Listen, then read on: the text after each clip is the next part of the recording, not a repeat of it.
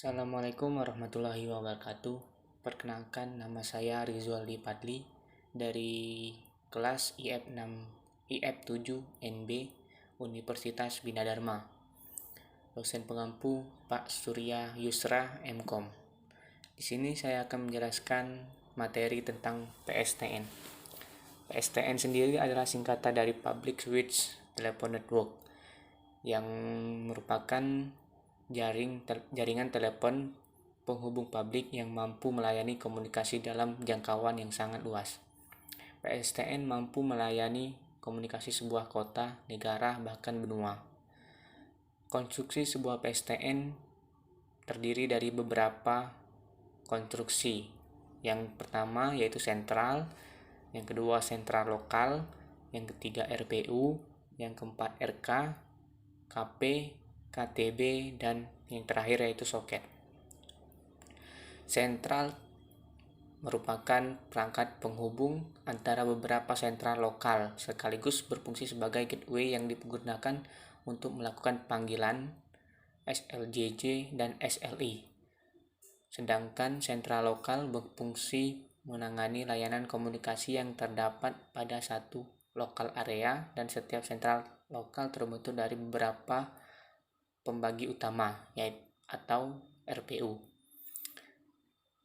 Kemudian setiap RPU terdiri dari beberapa rumah kabel atau RK. Kemudian setiap RK terdiri beberapa kontak pembagi atau KP. Kemudian setiap kontak pembagi atau KP terhubung ke kotak terminal batas atau KTB, dan setiap KTB akan terhubung dengan soket telepon yang terdapat pada rumah pelanggan. Kemudian soket telepon inilah yang akan terhubung dengan pesawat telepon atau internet. Umumnya PSTN menggunakan beberapa PBX. Berbagai PBX yang digunakan bahkan belum tentu dari vendor yang sama. Hal ini dilakukan untuk mengurangi biaya produksi dan upaya untuk melayani dan meng-coverage area hingga ke tempat-tempat atau lokasi perkampungan di pinggiran kota. Ada beberapa setiap sentral akan dihubungkan dengan sentral lain dengan menggunakan metode mesh star atau mesh star.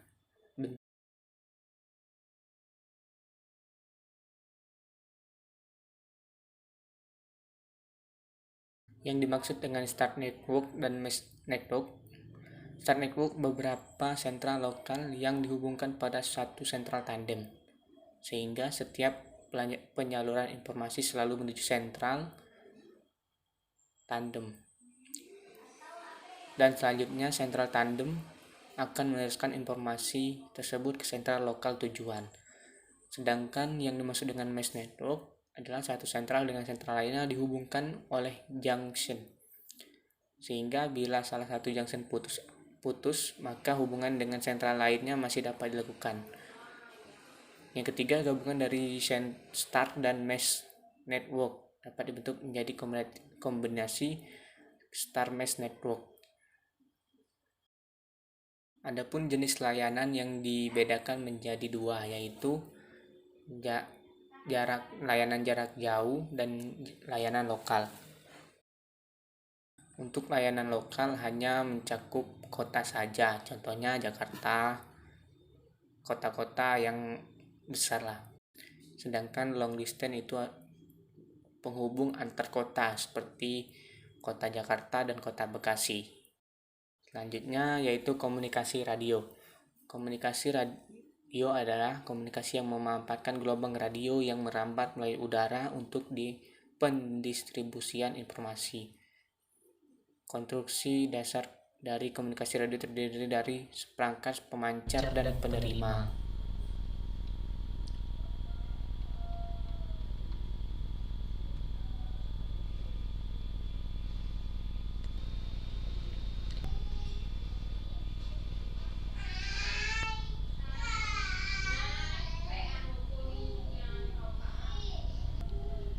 Yang terakhir yaitu full duplex, adalah metode komunikasi dua arah secara bersamaan seperti smartphone atau telepon. Yang keempat, jaringan telepon seluler. Jaringan telepon seluler merupakan jaringan telepon yang melayani pengguna secara bergerak. Sistem yang dapat digunakan dapat dibedakan menjadi beberapa macam. Di antaranya sistem Code Division Multiple Access atau biasa dikenal dengan CDMA, dan Global System for Mobile Communication atau GSM. Pada pembahasan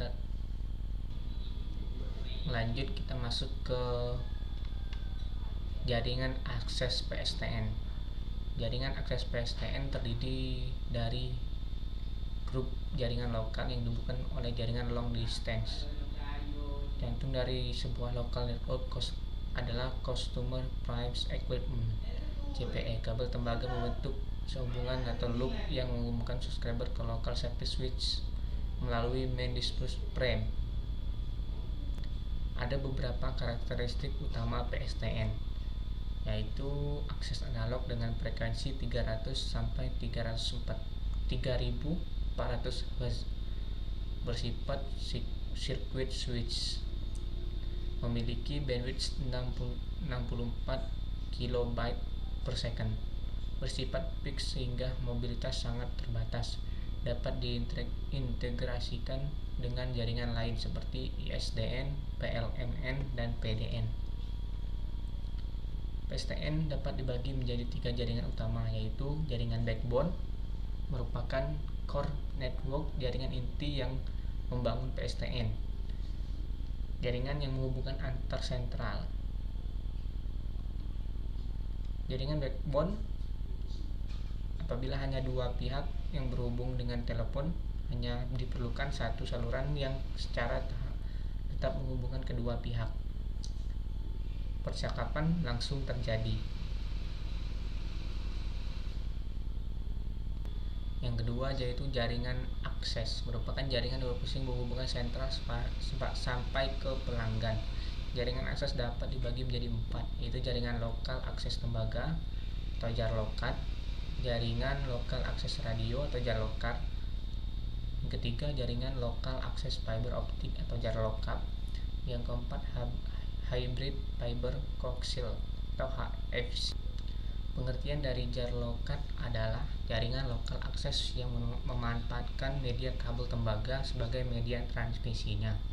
Sedangkan JARLokat adalah jaringan lokal akses yang memanfaatkan kabel radio, akses radio sebagai pemancar dan penerima sinyal informasi. Sedangkan JARLokat adalah jaringan lokal akses fiber optik sebagai media transmisinya, sehingga proses pengirim sinyal informasi dapat dilakukan lebih cepat. Hybrid fiber coaxial atau HFC adalah sebuah teknologi jaringan telekomunikasi broadband yang menggabungkan kabel koaksial dan kabel serat optik.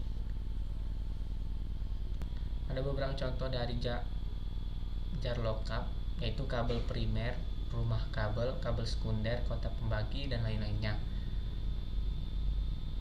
JARLokat terbagi menjadi beberapa jaringan pemakaian.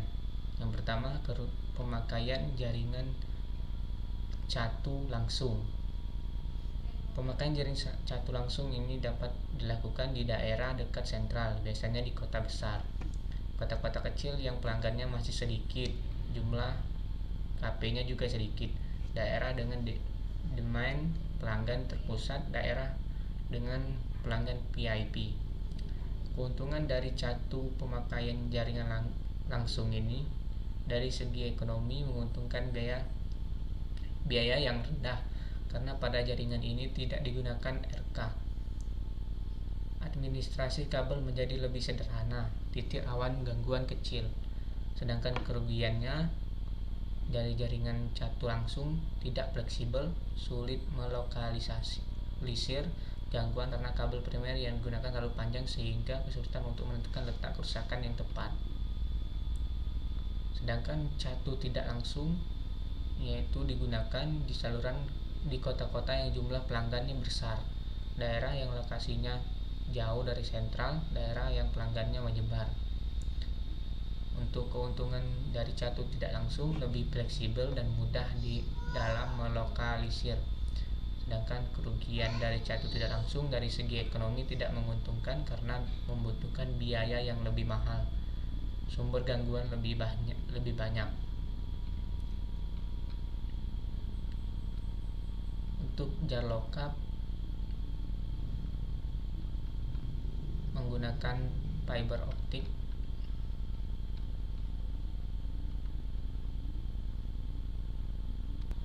Dan itulah beberapa penjelasan dari materi PSTN yang bisa saya sampaikan. Apabila ada kekurangan dan kelebihan, saya mohon maaf.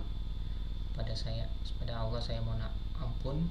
Saya akhiri. Wassalamualaikum warahmatullahi wabarakatuh.